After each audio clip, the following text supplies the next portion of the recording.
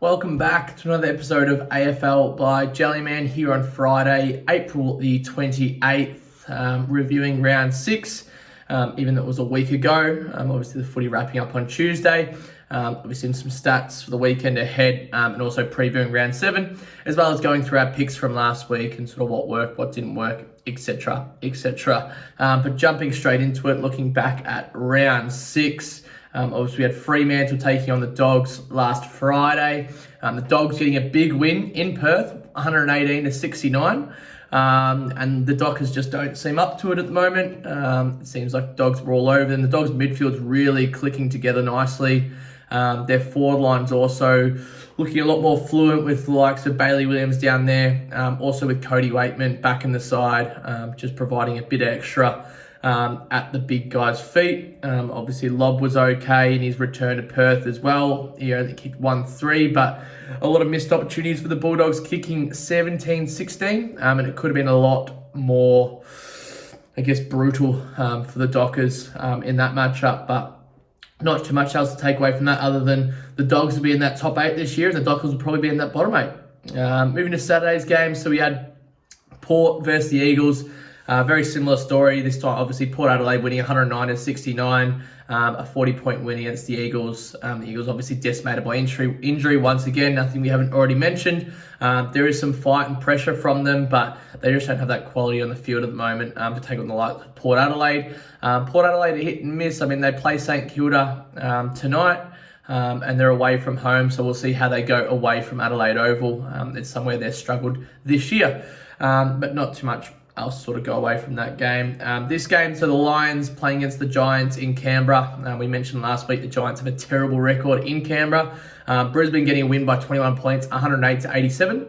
And I guess the thing with the Giants is they seem to stick in games. A lot of these games they're within, I think I had a stat that comes through later. A lot of their games have been within that 1 to 24 point range. For the Lions, it's very interesting with that midfield group. Obviously, there's a lot more load being shared. Neil only 20 touches, Dunkley 21, McCluggage 21, Rich being their highest position at 27. On the flip side, the Giants, Kelly and Caniglio 41 and 38 apiece. So the Lions, when they do get it down there, they're scoring, but they're allowing the other team to possess it quite well as well. This next game, so the Cats playing the Sydney Swans. Sydney Swans without pretty much a back line. The Cats winning 130-37, and they unveiled the flag. It was their first game at home this season at GMHBA, that is. And obviously an impressive win, but they got up for it and they really showed and flexed their muscle against Sydney once again. Sunday's game, so Hawthorn versus Adelaide. This one was closer than we thought it was going to be. Adelaide winning 79-76. But the Hawks always show out when they go down to Launceston. They play a different brand of footy. The Crows obviously couldn't get on top of them there as they would have liked to. And the Hawks defense showed up as well. And it's good to see the Hawks not getting smashed week on week in a couple of close games back to back.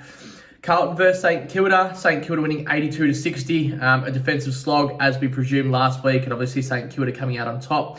The Carlton midfield had 6 of the top disposal getters. 39 for Chera, 38 for Welsh, Akers 36, Cripps 34, Hewitt 29, Newman 28. And then Sinclair and Ross, but they obviously couldn't put it on the board with how strong St Kilda's defence was. Next game was the Gold Coast Suns versus North, and the Gold Coast once again beat North by 40 plus points, 97-54, and North are where we thought they would be before the season sort of started. Monday's game, so we had Melbourne playing the Tigers, the Demons getting a win 96-78. Didn't get to watch this one, unfortunately. We were back in New Zealand and didn't get to see it as it was on pretty late. But the Melbourne Demons get a win they should have. Richmond don't kick straight enough. 15-6 for Melbourne, 11-12. So Richmond were well in the game. And then moving on to Tuesday's game. So Collingwood come back from three-quarter time and dominate the Dons in the last quarter, kicking 7 goals, 2 to 3 behinds. Essendon hardly possessed it in that last quarter, and it was just another Collingwood-like performance. But the impressive signs for Essendon to stick with them throughout it. Key stats from round 5. Well, firstly, we'll actually go to our picks from last week. So we ended up across the weekend plus 22 units. Some obviously highlighted recommendations included on the Friday night we had excuse me, sorry. On the Friday night, we had a same-game multi for 450, 1 unit on that one. Sarong and Trelaw, 25+. Libber and Bont, 20+. Amos, Schultz, Lobben, Norton, 1+ goal each. Quite an easy one there. The Saturday, we had a daily multi, so Port, 25+, over 159.5. We had Marshall in for 2+ goals, but obviously that voided. Brisbane head-to-head with 2+ goals. Charlie Cameron with 25+ for Caniglio, and then Geelong head-to-head 2+ goals, Jeremy Cameron, and 20+ Tom Stewart, which hit for 787, 1 unit on Sportsbet there. Port Adelaide 25+, and this one just got over the line.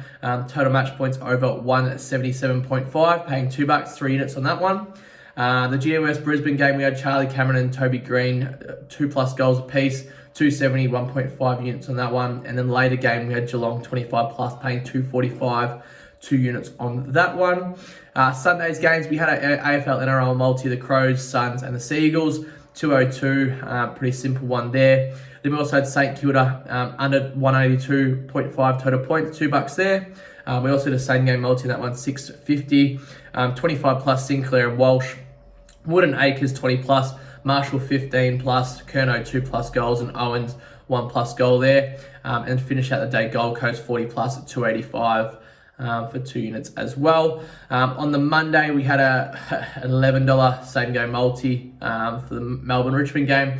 Oliver 30+, Petrarca and Taranto 25+, Hunter and Rioli 20+, and Chandler and Neil Bullen 1+ goal apiece. Neil Bullen and Chandler both a bit of value there as well, bumping up those odds. But that was, I guess, topic 2. Looking at our week in review. Key stats from round 5. Already sort of covered off a couple of these, but Chera 39, Welsh 38, Akers 36, Cripps 34, so a lot of Carlton players there. Nick Dacos 40, Sarong 35, Kelly 41, Caniglio 41, Taranto 33, Trelaw 35, Kelly 34, and Gaff 32. Goals 4+ on the weekend, Walker 4, Cameron 7, that's Charlie.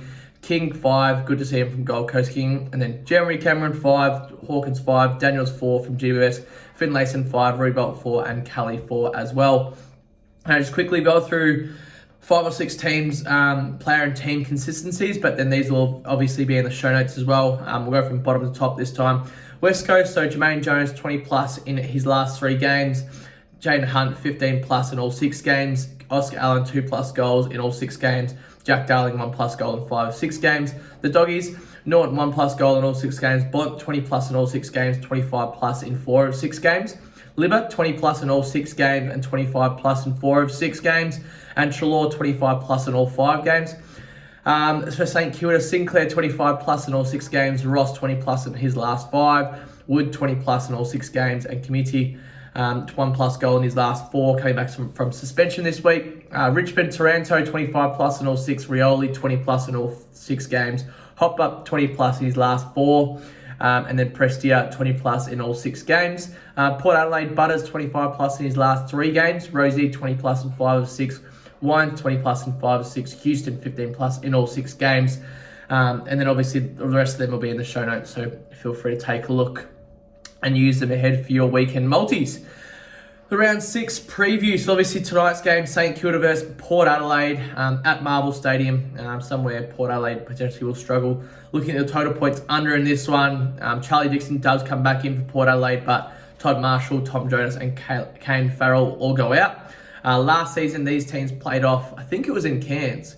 Let me just double check that. Yeah, they played at Kazali Stadium and they played 43-42 up there in round 7. But obviously not back up there this season. Obviously likely be total points under. St Kilda head-to-head once again. We like those odds on that one. Saturday's game, so Brisbane versus Fremantle. Hard to go past the lines, absolutely smacking the Dockers up there, especially at the Gabba. So look for a big win from the Lions. Not too many changes from both sides. Frederick goes out. Also, someone else injured their hamstring at training as well, I think, for Freo. But we'll see more about that. A couple of 150s as well for the Dockers, so expect them to get up early. But we expect a big Brisbane Lions win. Sydney versus GWS. Obviously, Sydney coming off a big loss last week, back at the SCG. The rivalry there. Tom McCartan back in, Lance Franklin also back in. So look for a big game there from the Swans. There are also a couple of outs for GWS as well, with Callum Ward suspended, Adam Kennedy out, and Sam Taylor, their main backman, also out. Tom Green comes back in, Bedford's new, and Callum Brown also in. And then for the Doggies, they're playing Hawthorn at Marvel, so another probably big win from the Dogs we expect here. Quite a few new faces for Hawthorn as well. Bailey Smith comes in for the Doggies, McLean out, and Liver also out injured. And then Bont's 200 games, so expect a big performance from the Doggies there. Next game on the day is Melbourne versus North Melbourne. This game was actually quite... Oh no, sorry, I was going to say it's quite close, but it was actually 100-53 last year, and back at the MCG, we'll have to double check the weather, but this should be another big Melbourne win, especially with them being challenged, I think, the last couple of weeks as well. They'll want to get a big win and sort of get back into a bit of form. And then the evening game on Saturday night in Perth is West Coast versus Carlton. West Coast obviously with a few outs. Last season, Carlton won this game in round 17, 116-53. And Shannon Hearn is back in for the Eagles, but Luke Shuey goes out, so sort of a like for like in terms of seniority. Sard and Doherty come back in. Motlop's out with suspension, and a few players also out as well there. Lewis Young 50th, Josh Rotham 50th, but this should be a comfortable Carlton win. We just need to see what the line's at. But we expect it to be quite hefty, but the Eagles might show up a bit in this one. Sunday's game, so Essendon versus Geelong. This will be a good match at the MCG. Last season, obviously, the Cats belted the Dons 138-72. Oh, sorry, that was in round one. They've already played. Oh, no, that was round one last season. They belted the Dons, and then the season prior, they've also won by 41. The Scott brothers go head-to-head. Quite a few ins and outs. McDonald, Tip and Woody might come back in. Heppel being managed. Laverde's injured, so someone at the back line. Guthrie's out injured, so I expect someone else to run through the midfield there. But this should be a big Geelong, or not a big Geelong win, probably a Geelong win 1-39, we presume there. Richmond versus Gold Coast, so this one's at Marvel. Richmond don't like playing at Marvel, so that's just noted, but they should get a win here. They do need a win. Presti is out, and Maurice Rioli is also out. In comes Jack Ross, Big Ivan Solder, Nathan Broad, also Tyler Sonsi as well. Casbolt out, and Took Miller obviously out there for the Suns. Last game of the round, Adelaide versus Collingwood over there in Adelaide. Adelaide didn't perform too well last week in our eyes against the Hawks. And this game was actually quite tight last year, 91-86, Collingwood getting a win. So this one will be tight. Total points over, I reckon, as long as the weather's nice in Adelaide. Expect a total points over game. Collingwood should get the win, but Adelaide plus line might also look good in this matchup. Moving on to round 6 best bets. So some stats for round 7. So St Kilda, they've won 5 of 6 games this season. The Lions, they've won 15 of their last 16 games at home this season. The Hawks, they've lost 7 of their last 8 matches, and the Gold Coast Suns have lost their last 8 games as an underdog in Victoria. So stats for Friday, so Sinclair 25 plus in all 6 games, Higgins 1 plus goal in his last 4, Houston 15 plus disposals in all 6 games, Powell Pepper 1 plus goal in his last 4. Saturday, Rayner 1 plus goal in his last 4, Schultz 1 plus in all 6 games, Daniels 1 plus goal in his last 5 games.